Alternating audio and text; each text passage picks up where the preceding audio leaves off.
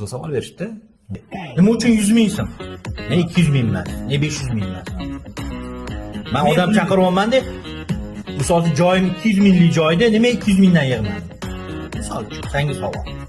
Yo'q, bu yerda shunaqa bo'lyaptiki, agar siz bitta narsaga berayotgan narsaga pul to'lab qo'ysangiz, mayli mit bilan pul to'lab qo'ysangiz, siz o'sha yerga harakat qilasiz, 100% harakat qilasiz borishga.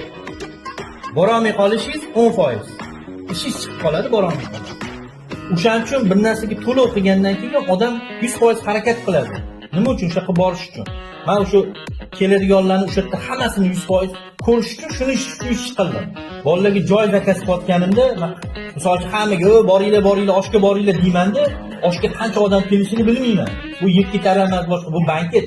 Odamlar o'tiradi bunda. Agar men bolalarga hammasiga Ahmad degan quvvatga to'y qilayotgan ekanlar desa, hamma gurr etib borsa, men joy topib bera olmasam. Naqalarlar naqalayapti. To'g'rimi? Пригласительный berib aytasiz-ku, u ham 50 ga 50 degan пригласительный. Lekin har bitta odamni pul yig'ib chiqdingizmi, biladi. Nechta odamga pul sarf qildingiz, nechta odam kelishdi.